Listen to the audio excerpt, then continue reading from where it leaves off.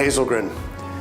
I'm so glad you took the time and made the investment of your time and your resources to look at this video series that we've put together, this online distance learning program.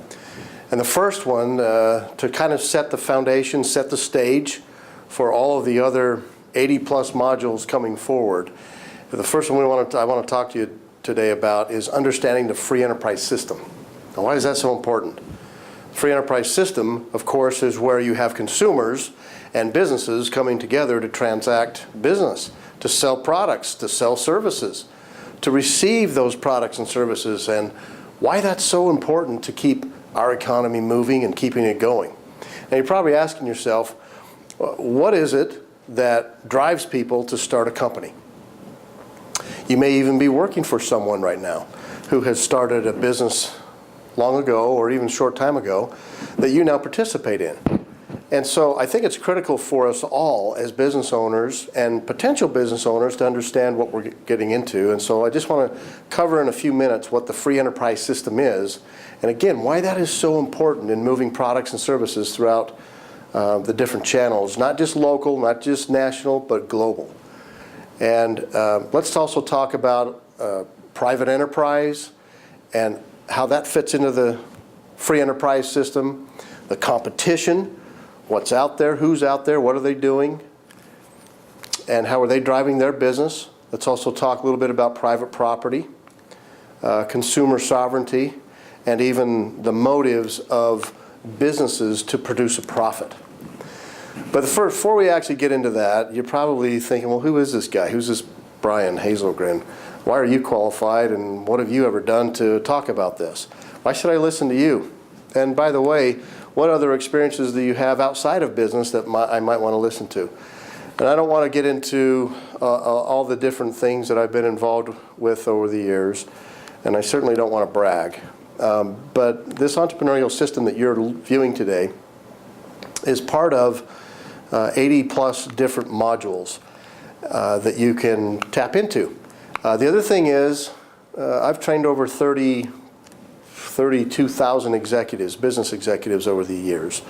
I've trained over 3,500 college students in the undergrad and the graduate program over the past decade.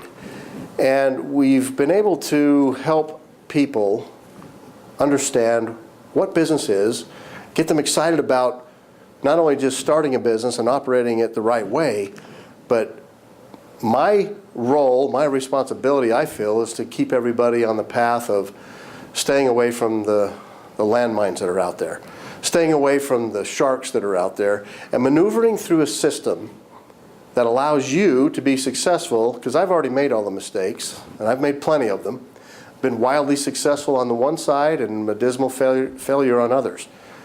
But I want to help maneuver some of my experiences and help you gain the experience that you need in order to be successful in the business that you're starting or contemplating or have already even started. I've also developed an entire online learning system, and we've done so many workshops and seminars and boot camps, and even developed an entire business coaching system. So these are experiences within this whole system that are really important from the standpoint of the good, the bad, and the ugly of business, and things that I've learned along the way, and I'm going to pass those on to you. So, all right. So let's talk a little bit more about the free enterprise model. So you have an idea. That's awesome. Well, what would you do with that idea? What problem are you going to solve? Do you really understand if there's a solid business opportunity out there for your idea? And how would your idea stand out? How would you bring other people in to help you with that idea? So I guess the real crux of this is that you start off with an idea. We all have them. There's millions of ideas floating out there. We want to talk a little bit further about getting into the game and looking more closely to not just that opportunity, but the execution of that opportunity to make it a reality. So again, the first area is you have the right idea. Have you then sought to figure out whether or not there's a true opportunity out there? And what I mean by that is if you look at many different things that have happened in business over the years, the next big opportunity, whether it's on the internet, whether it's the greatest service that's ever been provided, the coolest little product that's ever been created, what truly is that opportunity out there? How many other companies are already providing a product or service that you're now going to be competing with? So have you checked out the market? Have you looked to see who's competing in that space? Have you also taken the time to ask people about that particular product, that particular service? Ask them what they like about it. Ask them what they don't like about it. What are the top 3 things that have changed their lives by using this product? Or does that particular product look like something that may never even take off? So really what we want to do is come up with the idea, really figure out if there's truly an opportunity out there, and then move into the next phase, which is gathering your resources. And gathering your resources is the area where you actually start looking for the different types of capital that you'll need to start this, the different people that will need to help you along the way. What about suppliers and vendors that have to supply products to you? And also, what best practices are out there that you can see or glean from other companies that they've done something well? That's a resource that you can tap into. Next area would be the team.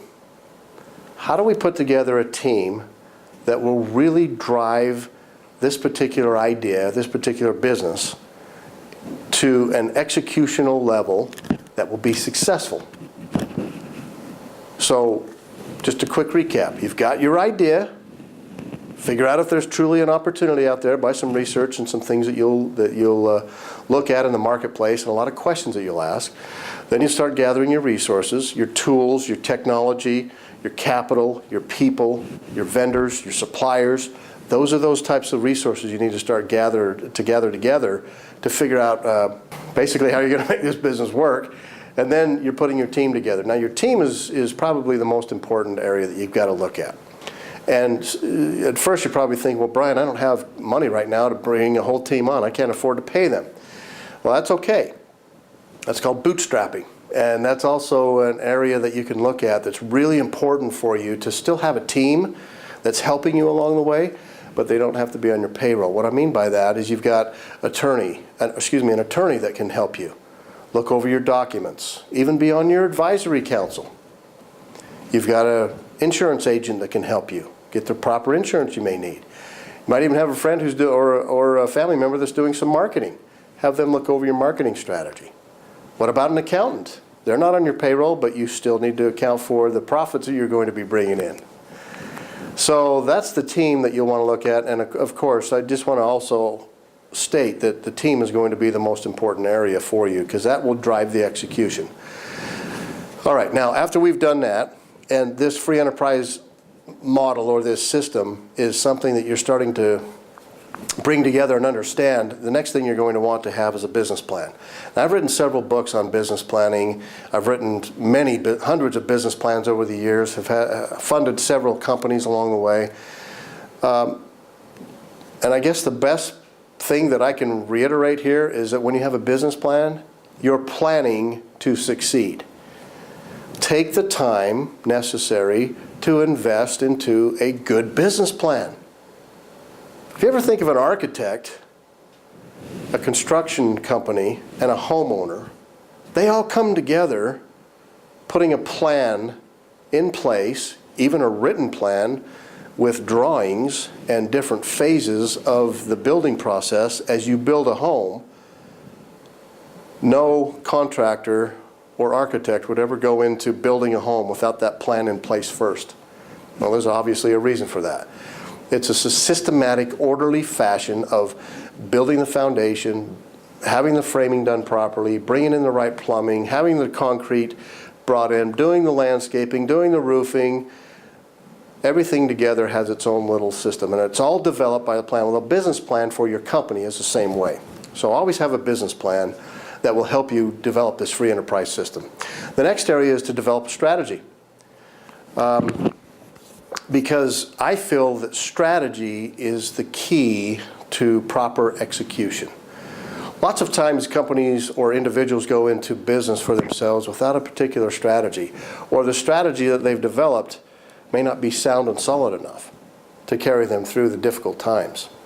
So develop a strategy as you would develop a strategy in playing chess. Think about some of the moves in advance of where you currently are. Think about how you're going to be moving as the market moves in business, as the consumer demand may move, and as products that you develop from your original idea may also come into play. But again, just remember that strategy, having a proper strategy, is going to be your key to awesome execution. Next area, after you've done all these things, you put your plan together, you put your strategy together, start looking at assessing where you are and reviewing your progress. We always did that when I was growing up. When I was involved in sports, our coaches would always bring us together and assess where we were and assess where our progress was taking place, and the areas that were maybe a little weak that we could fix, and maybe the areas that were stronger that we could enhance and focus on a little bit better. But always remember to assess and review. Then the last thing that I want you to remember about this free enterprise model, this free enterprise system, is that the foundation of entrepreneurship, actually the foundation of business, is that we are here to solve problems. We're here to invent products and services. And we're here to communicate with our customers in a way that they understand what we offer. They understand maybe even our guarantees. They understand how we're going to take care of that problem that they have. We're going to solve that problem for them. We're going to have the right products and services available to help make their lives a little bit easier. So let's review real quick. You have a bright idea that you come up with. Congratulations, that's awesome. The second area is that you figure out whether or not you truly have an opportunity to make this idea successful. Then you'll go to your area of your resources and start looking at your tools, your technology, your capital that you need to have in order to launch this. And then looking into your people that will be involved, and your vendors and your suppliers, and even your best practices. And the final piece of this is to make sure that you have the right team in place to help drive your company to success. This is an exciting time.